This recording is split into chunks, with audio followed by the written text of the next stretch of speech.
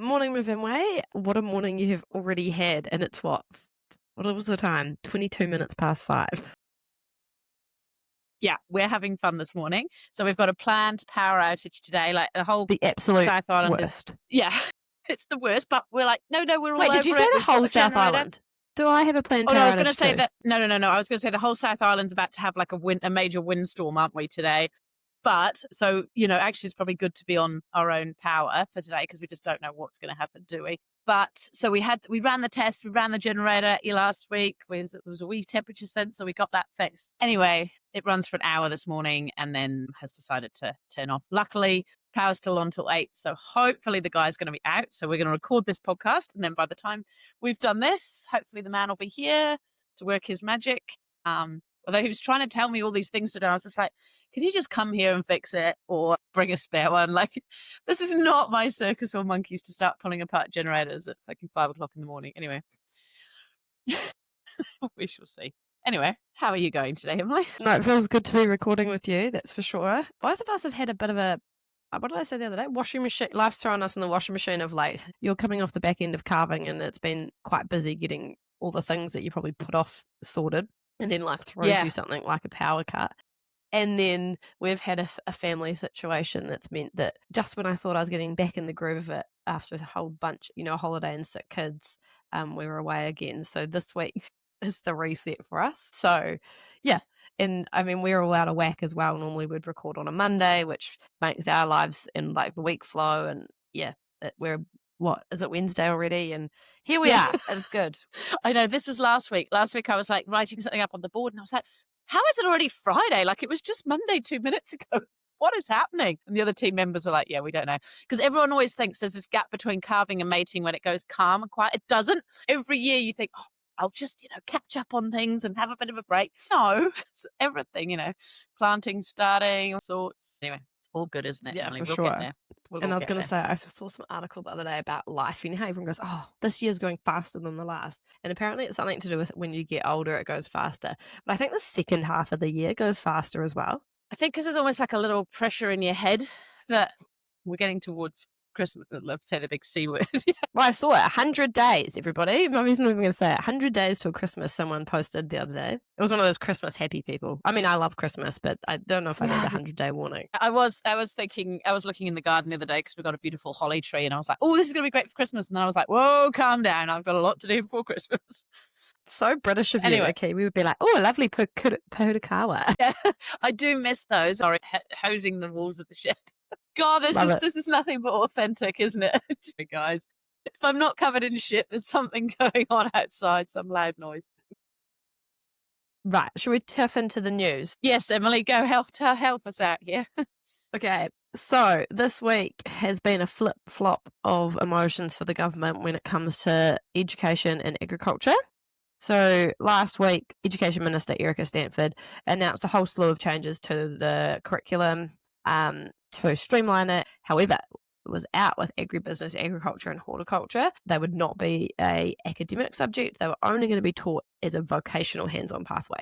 We can all talk about the benefits of a vocational hands-on pathway into farming, into agriculture, into horticulture, but to not have the academic side of it is such an oversight. As we know, so much of the industry is academic these days. Even the hands-on parts, you have to be across that because they're big businesses running complex science and technology. So 20,000 students had done the course over the past 8 years and they were going to exit. Because of the media backlash and the public backlash in the last week, that has been totally reversed, and ag and hort are going to stay as a science subject in year 12 and 13.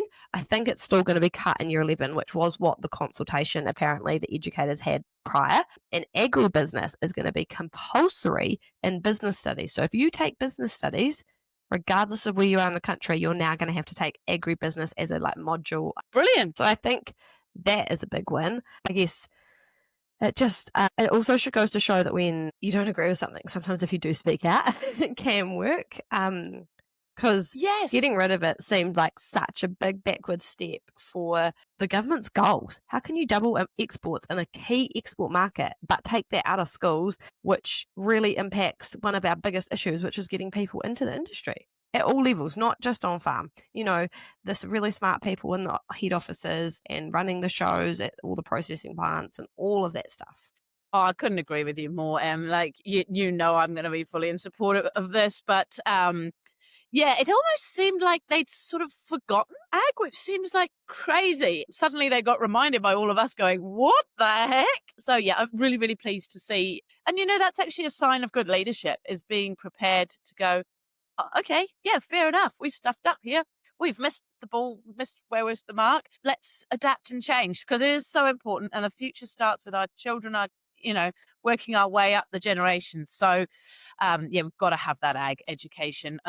But also tied to that is you've got to have good ag teachers. I've seen firsthand the devastation to a child's interest in ag with the wrong teacher versus children who are inspired by the right teacher, and the difference that makes. And so that's also something. It's all very well having these subjects, but to make sure the teachers are funded as well will be very important. It's the same in every subject though, hey, with with kids. Like you have a good maths Yeah. teacher, all of a sudden you like maths. Yeah.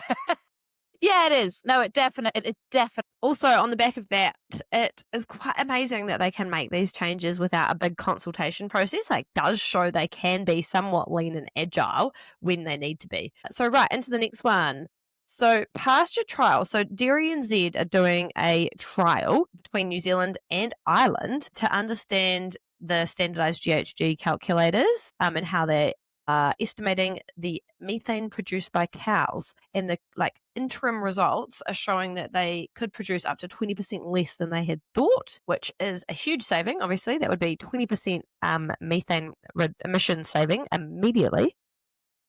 So in New Zealand, we are currently saying basically for every kg of dry matter consumed by a cow, 21.6 grams of methane is produced. And that's sort of regardless of what they're eating. It's on the pasture-based system. So they're trying to work out, actually, does it matter what they eat? Does it matter when they calve? They looked at an automated spring block calving system, and basically they've found that it doesn't matter when they calve, but obviously their methane intensity changes because the methane intensity is the methane emissions divided by your milk production. So methane produced per milk solid, and they've done this quite cleverly. So obviously in New Zealand it's really hard to measure the emissions and measure the input. So they've had this feeder in the paddock that was specifically designed for pasture, but it didn't calculate how much they were eating.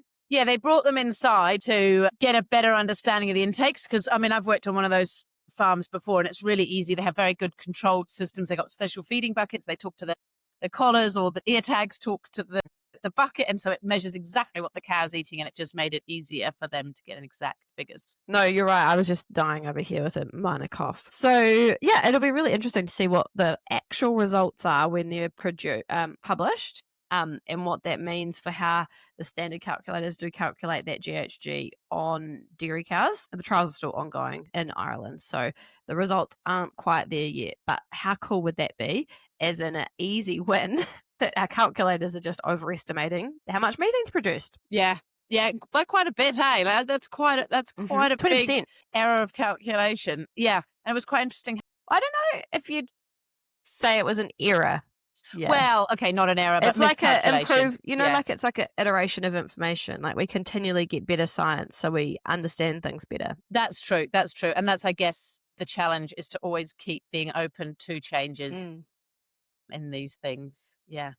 Right, next one. This is really exciting for sheep and beef farmers. So at the end of last year, Pamu launched some contract milking / share milking on 4 of their dairy farms to support farmers into farm ownership, or that pathway into business ownership in the dairy side. And they have just this month launched a new equity model for a sheep and beef farm in the Hawke's Bay.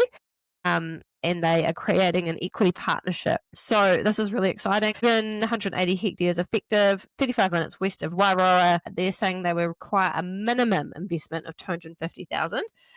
But it sounds like if you're applying for it, you kind of can come up with how much over and above that you could put in, what the partnership structure would be, terms, expectations. That's all open to negotiation. Really exciting that Pamu are leading the way on this. Obviously, because it's a Crown-owned land, they can't sell the land, so it's obviously in the operations business. So much like a contract milking, share milking job, you're buying into the stock and plant.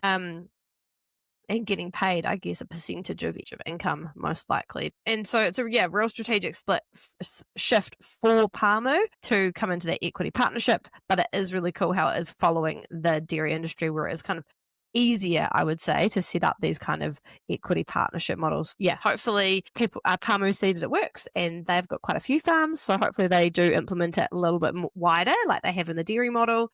And hopefully it also shows like some other corporates a way forward within that structure as well for their managers. Yeah, this is really exciting, because we've often talked about it on this podcast, how for sheep and beef, it's a lot more challenging to take that step on from shepherd or manager up to actually really having a proper business that you own and that you really have skin in the game. So this is so exciting for Pamu. I mean, we have to shout out to some of our long-time listeners who are some of those contract milkers who have jumped on it with Pamu up in North Canterbury, who've been listening along for quite some time. But yeah, it's really exciting to see Pamu leading the way with these things, because it's very easy for corporates to go. It's actually easier to just put a manager on. We've got ultimate control. Then we have an ops manager over. And, this is all wonderful as well.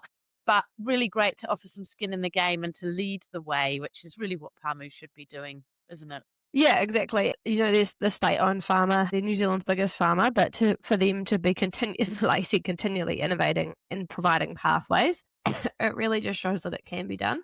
And it'll be interesting to see how those results stack up and, what they think of it in 12 to 18 months' time. The final news article, I did do 4 today just because it was a busy week in the news. This one is quite specific to my area, but I think a lot of people probably don't even know that this is still going on. So in Central Otago, bovine tuberculosis is rife at the moment with infected possums. And so there's been a huge project for many years to try kill the possums, to be testing and things like that. And now there's a new movement control in over 110 properties from Terrace, Lindis Valley, Upper Manahira, and the top of the Ida Valley coming into effect on October the 1st. So there are 15 herds with infected TB in New Zealand. A third of these, so 5 of these, are in Otago.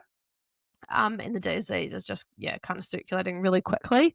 And so what the movement notice basically says is all cattle and deer over 3 months old need to be tested for TB within 60 days of being moved, except if they're going direct to slaughter. So they don't require a test if that's the case. It's going to make farming in this area quite challenging, but we can't do nothing about TB, and possums carry it. So it's basically a needs must situation, which is unfortunate, but that's part of farming. Yeah, it is. It's a real frustrating situation for farmers on the ground, because it just adds another layer of, you can't go, oh, right, okay, we've got a chance to get some animals away to the works. You've got to go, okay, yes, but then we've got to have this testing, then we've got to have this. Well, sorry, not to the works, to the sale yards, because you can send straight to the works. But yeah, you're trying to sell something off, maybe some cattle. Yeah, you just can't get them away. Yeah, frustrating. Yeah, it's just going to make summer a bit trickier if it gets dry. You're going to have your ducks in a row. That's a good point. If you've got if cattle are your sort of exit option. Yeah, that's so really. Actually, weirdly, this morning I was just thinking of pests and diseases. I was listening to RNZ, so I was coming into work early, try and catch up on the news and be somewhat in touch with the world. But they were talking about the fact it's actually going to be a mast year this year. So that's when the beech trees produce an excess amount of seeds, and it leads to a huge spike in population of pests. And so this is going to be a massive problem this year across all kinds of woodland pest species, be it possums, be it rats, be it stoats, be it whatever. So yeah, there could need to be a really condensed, centralized movement and push for pest control this year, and we really hope it doesn't affect the farmers too badly, especially these ones over your way. I hadn't heard that about it being a mast year, but yeah, that does have huge impacts on the number of pests. So just because there's more food around, which increases their breeding cycles. So yeah, that's not ideal, but we shall progress onwards. So just before we jump into our main topic, I just wanted to shout out Ag Assist, our amazing partner that has been with us for some time now. And these guys provide a platform for rural employment of all forms, temporary, full-time. They also have a space where you can find contractors for your business, coming into tailoring season, coming into fencing, coming into fixing stuff that's been broken and carving. You might need an engineer or a fitter turner, all those kinds of things. Coming into pest control season, you might be able to find some pest control people on there. All that kind of stuff. So yeah, it's not just to find a relief milker or a assistant or a shepherd. There is such a wide range. They do such an awesome job of targeting specific to your area. Their search functions are fantastic. So couldn't recommend enough if you need something done on farm to pop that up on Ag Assist, or if you're looking for a job to jump on Ag Assist and see what is available in your area. So today's main topic kind of follows on from last week. And last week we spoke with Wayne McNee from Agri Zero NZ. And if you have any interest in methane reduction technologies, I would highly recommend you jumping on and listening to that episode. It was fascinating to find out what we've got going on and just how quickly it is coming to market in New Zealand.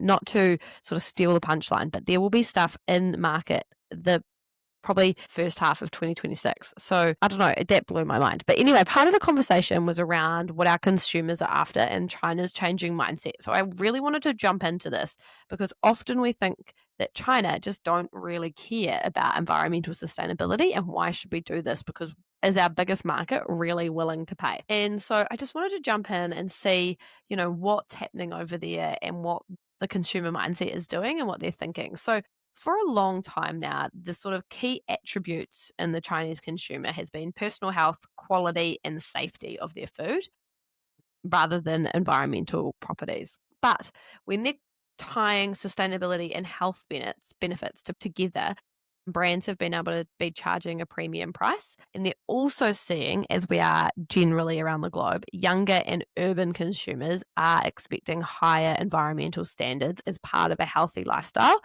And I think we've seen that everywhere as education standards lifts, people understand the impact that they're having on the environment, especially urban and younger people as a big movement. And I guess urban probably have less of an impact that they can do with their day-to-day lives, but they can make that change with their purchasing power, so voting with their dollar. And so basically what they're saying is the middle class, as they get wealthier, they're demanding increased transparency, connecting food to traceability of origin, health, and sustainability messages. But this is specifically getting traction when it's connected to food safety or health benefits. So again, they're still really key on those top ones, but they are keen to see that traceability aspect and how sustainability is impacting into that. And they are still being influenced like we are by the live streaming and influencer channels. So they are still getting that messaging around consumer climate change and environmental benefits. So I think we're just going to see this increasing. And they're still looking to westernize their diet as well. So they are still looking at our dairy foods and how we produce our red meat products to be more westernized as something that is idealistic and they should be working towards. So I found that really interesting as well. Yeah. Because their traditional way of eating is quite sustainable from a nose to tails perspective, but they are looking for higher value cuts, which means that obviously there potentially could be more wastage, which obviously is less sustainable. But they've done some experiments as well. Different marketing agency, organizations have done experiments and studies that have been published academically, and they've showed that Chinese food shoppers prefer a sustainability label and emphasize environmental benefits. So a lot of this marketing is directly on the packaging in the supermarket, not obviously we can do background marketing and stuff so they go to the supermarket and recognize brands, but a lot of it is what they're seeing on the packaging. And if you've ever seen any of the meat packaging that ends up in China, it is quite different to what we see in New Zealand. There are special colours that you want to put on that. There's usually a picture of sheep or beef grazing on grass in a beautiful sunny New Zealand. There's the fern, they usually say is New Zealand. So it is quite different to what you'd get in our supermarket, which just has none of that whatsoever. Even on, your Silver Fern or Ansco branded products it looks Nothing totally like that, different. Yeah.